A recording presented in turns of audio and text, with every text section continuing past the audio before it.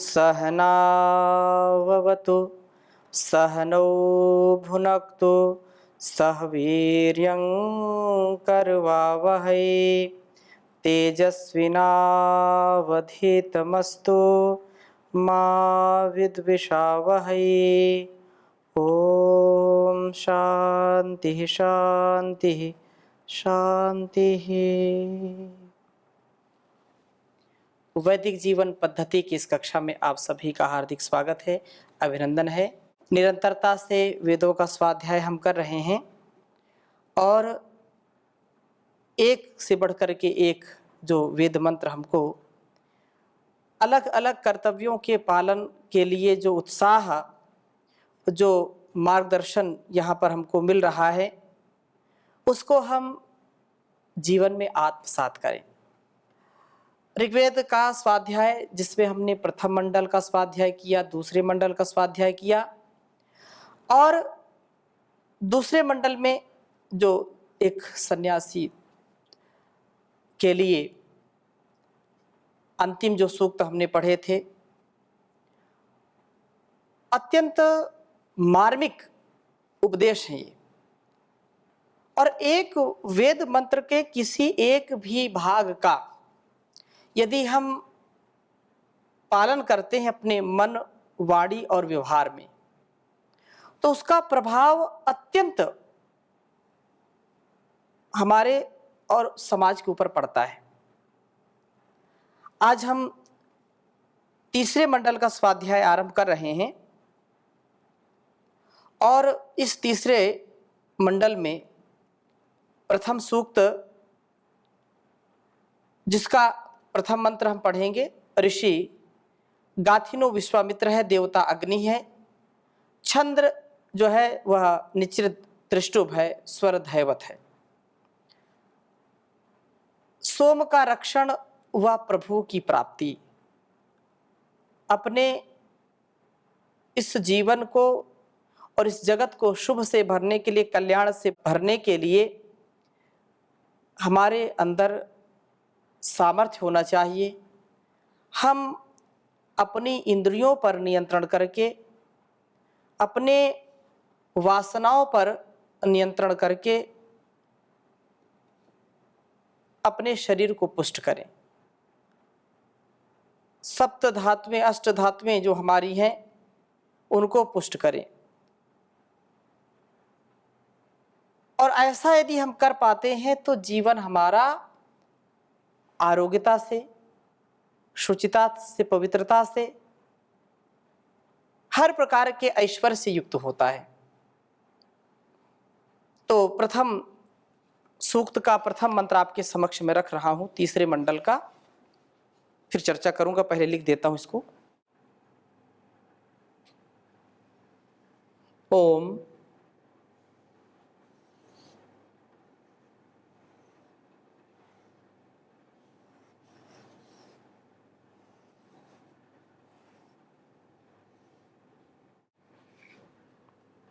सोमस्य मातवसम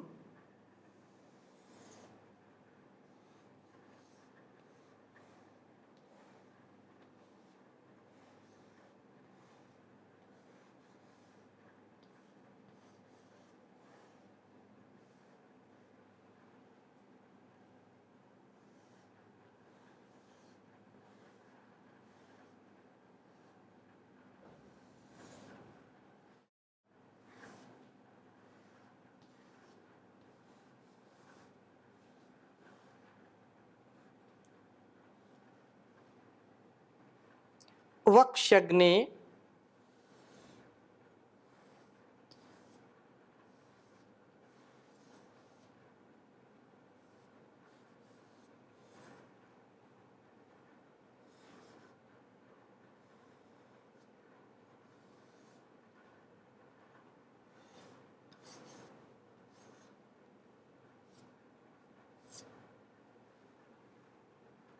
वह्निम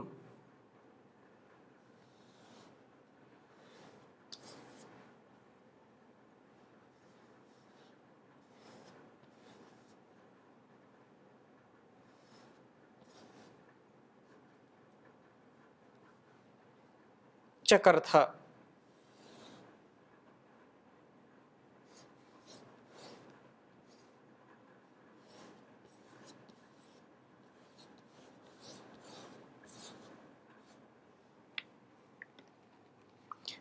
विदथे यजध्यै।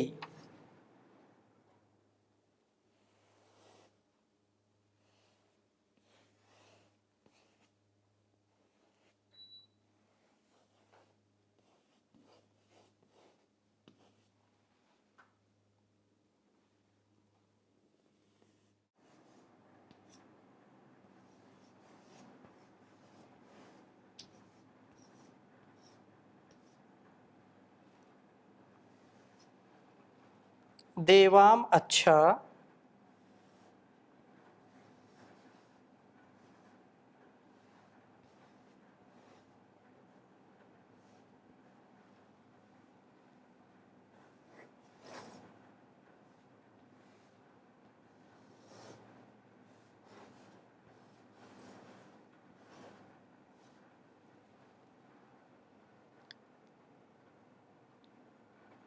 तीद्यदुंजे।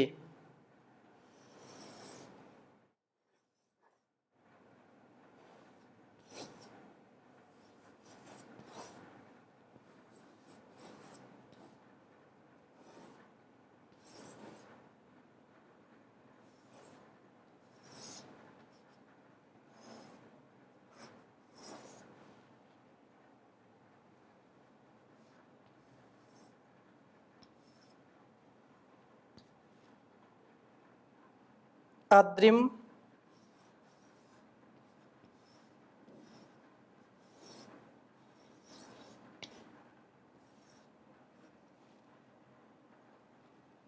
शमाए।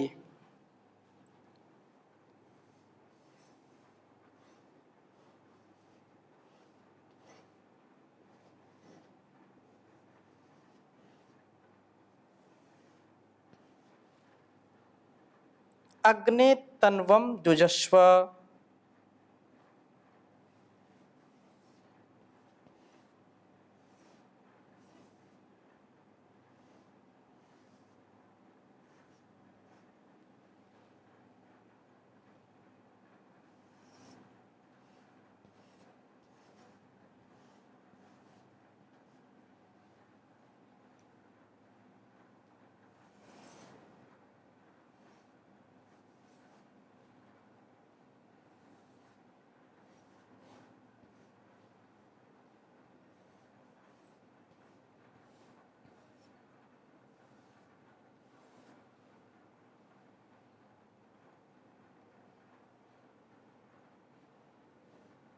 तीसरे मंडल का पहला सूक्त है और पहला मंत्र है ये।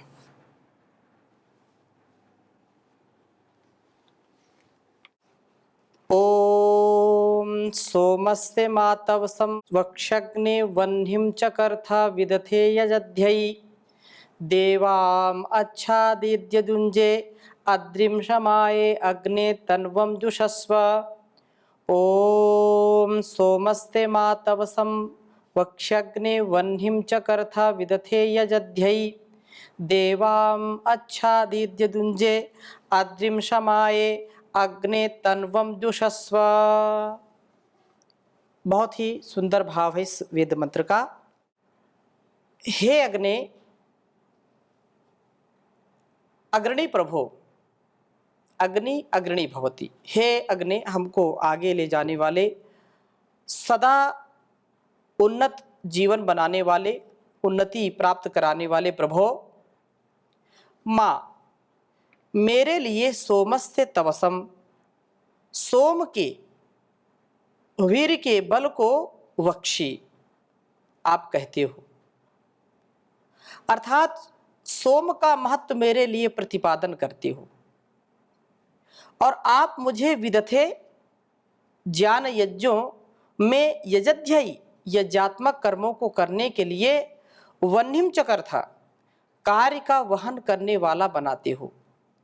अर्थात मैं आपकी कृपा से सोम का महत्व समझ करके सोम का रक्षण करता हूँ।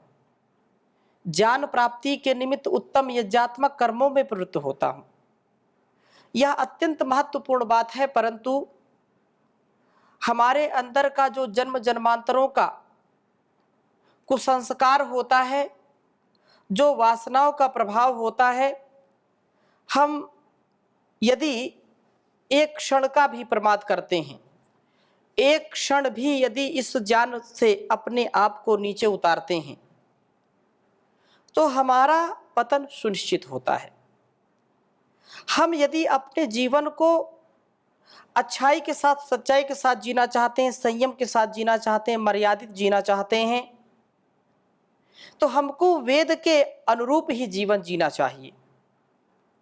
परंतु देश काल परिस्थितियां ऐसी आती हैं जो कच्चे संस्कारों के होते हैं, जिनमें परिपक्वता नहीं होती है, इस ज्ञान को ज़्यादा सहन नहीं कर पाते, इसको ठहरा नहीं पाते, इसका आधार नहीं कर पाते, और अपरिपक्व अवस्था में वे वासनाओं के शिकार हो जाते हैं।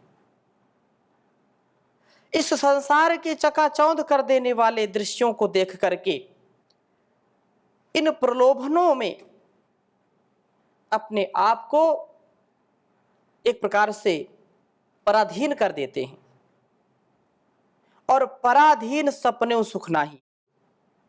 यदि हम पराधीनता में, विषयों के चंगुल में फंस जाते हैं, तो कभी भी इससे निकल नहीं पाते हैं। इससे निकलने का क्या उपाय है? स्वाध्याय। इससे निकलने का उपाय क्या है? अपने जीवन को वेदानुकूल बनाना, अपने जीवन को, अपने व्यवहारों को आत्मानुकूल बनाना, क्योंकि यह मन पता नहीं कब धोखा दे दे, कब कहां पर बिगड़ जाए, कब कहां मनमानी कर बैठे, पता नहीं होता। परंतु जिन्होंने संकल्प किया है, जो अचल हैं, अटल हैं, अडिग हैं, जो डिगते नहीं हैं, जो प्रलोभनों में अपने आप को उनके अधीन नहीं होने देते हैं, डटे रहते हैं अपने संकल्प में, वे कभी भी पतित नहीं होते, कभी धोखा नहीं खाते। और जो इससे विपरीत आचरण वाले होते हैं, वे बार बार, हजार बार संकल्प करते हुए भी धोखा खा जाते हैं और असंयमित जीवन जीते हैं। असंयमित, अव्यवस्थित, अमर्यादित जीवन को जीने के लिए वह विवश होते हैं, क्योंकि उनका बस उनकी इंद्रियों पर चलता नहीं, उनका बस उनके मन के ऊपर नहीं है, उनका मन स्वयं के नियंत्रण में नहीं है। इसलिए वे अपने जीवन को और इस जगत को दुख से भर लेते हैं, कष्टों से भर लेते हैं। उनके झोली में कांटे ही कांटे होते हैं। कदाचित यदि वेदानुकूल जीवन जीते, शास्त्र अनुकूल जीवन जीते, आत्मानुकूल जीवन जीते, तो उन कांटों के स्थान पर उनको फूलों का हार मिलता, पुष्प जो है उनके झोली में होते।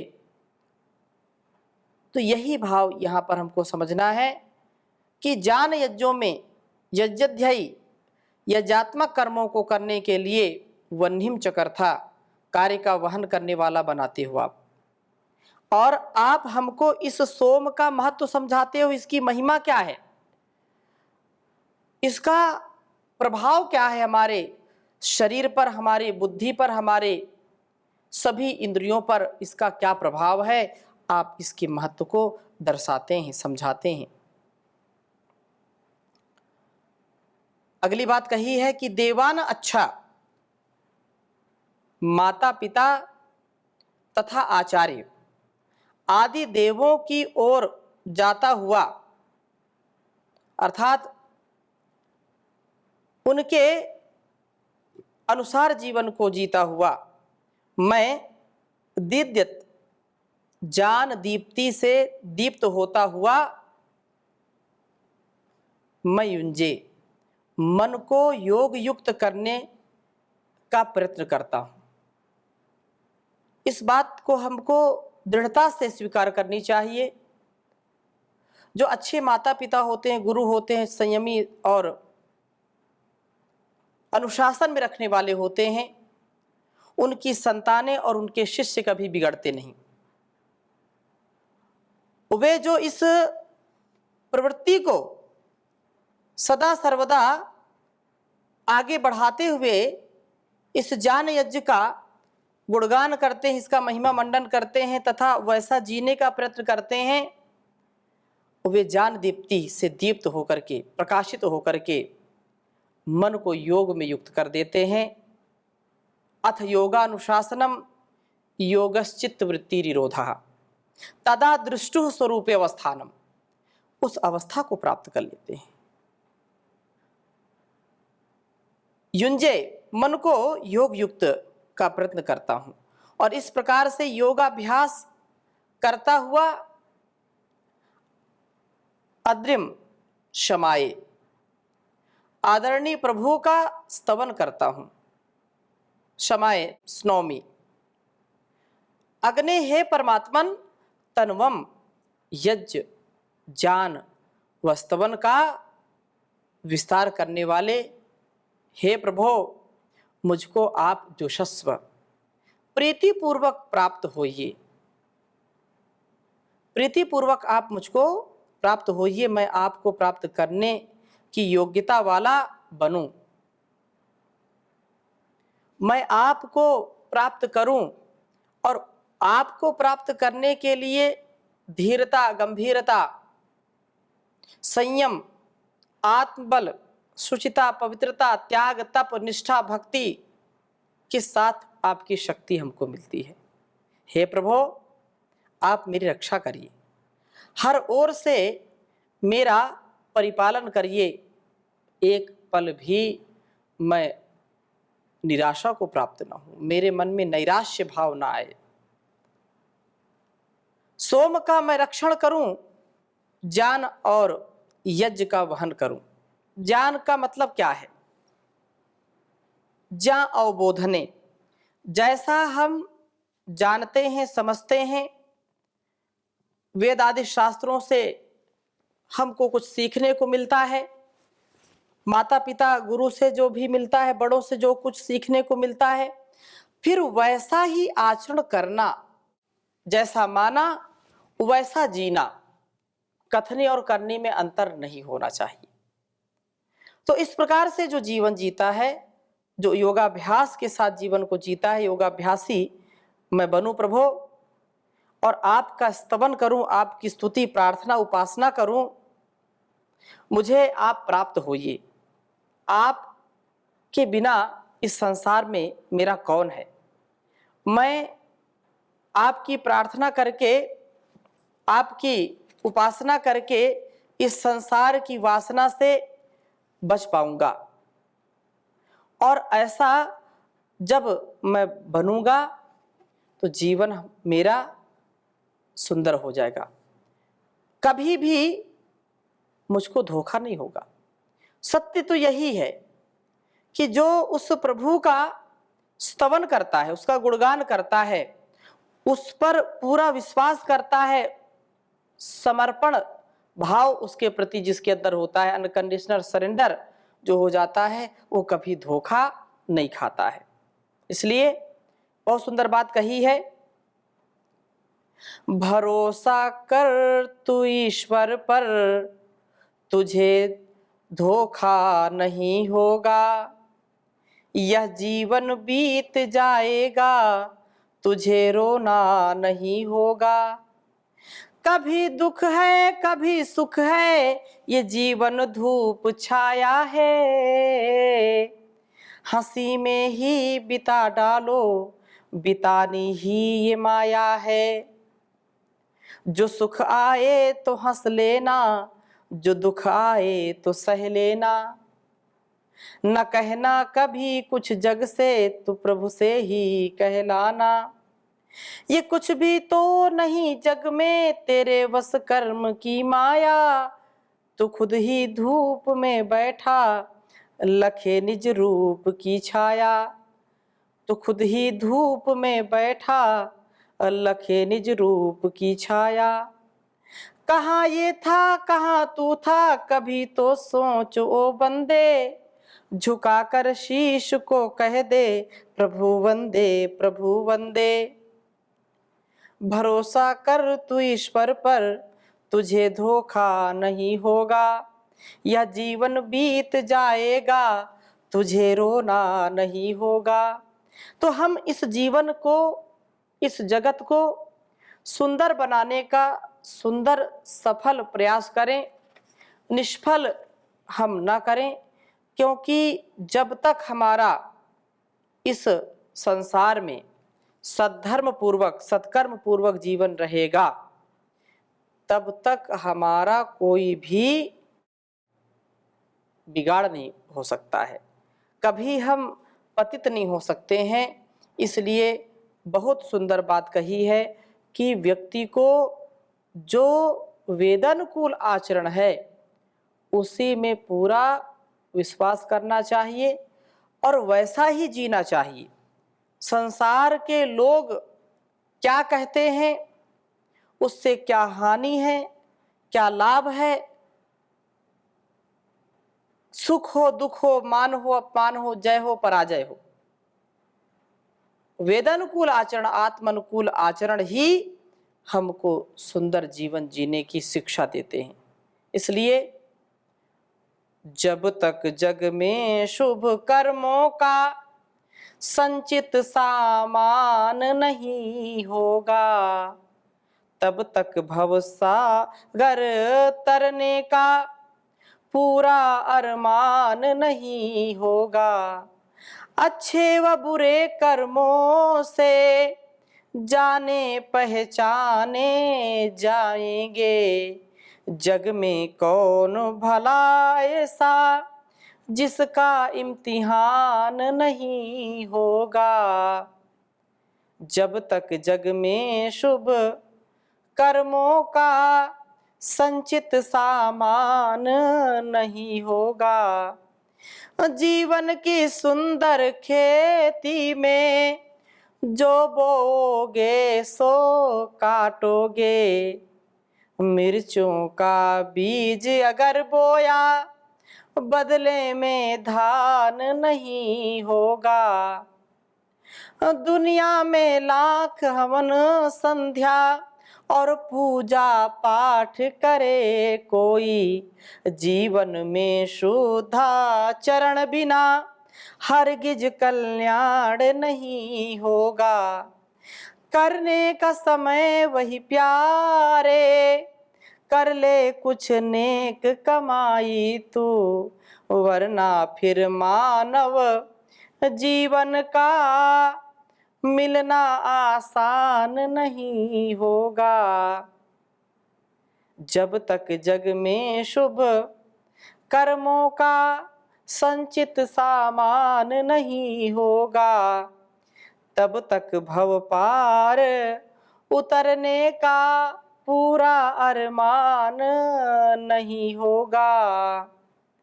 दर्शन उस विश्व विधाता के होंगे तो उसी दिल में होंगे। दर्शन उस विश्व विधाता के होंगे तो इसी दिल में होंगे। मंदिर मस्जिद गुरुद्वारे में बैठा भगवान नहीं होगा, जब तक भव पार उतरने का अरमान नहीं पूरा होगा। बिल्ली को देख कबूतर तो कर लेगा आंख बंद पथिक, तो इंसान कहाता है इतना नादान नहीं होगा। जब तक जग में शुभ कर्मों का संचित सामान नहीं होगा, तब तक भव पार उतरने का पूरा अरमान नहीं होगा। तो हम अपने साथ शुभ कर्मों की कमाई रखें। मन से, वाणी से, शरीर से सदा सर्वदा शुभ कर्म करते चले जाएं। शुभ कर्म करेंगे तो निसंदेह हमारे कुसंस्कार, दुर्गुण, दुर्व्यसन, दुर्व्यवहार हरेंगे और हम सुधरेंगे तो जग सुधरेगा। ऐसी जो भावना है, ऐसी जो कामना है कि सुधार तो अपने आप से शुरू होता है। यदि संसार को सुधारना चाहते हैं, इसको यदि झकझोरना चाहते हैं, हिलाना चाहते हैं, इसमें सामर्थ्य, पुरुषार्थ और हर प्रकार से उत्साह से युक्त इसको करना चाहते हैं, तो उसके लिए सबसे पहले अपने आप को इसके लिए तैयार करना पड़ेगा। तो इन्हीं शुभ भावों के साथ आज की कक्षा को यहीं पर विराम देते हैं। शेष चर्चा अगली कक्षा में करेंगे। ओम शांति शांति शांति।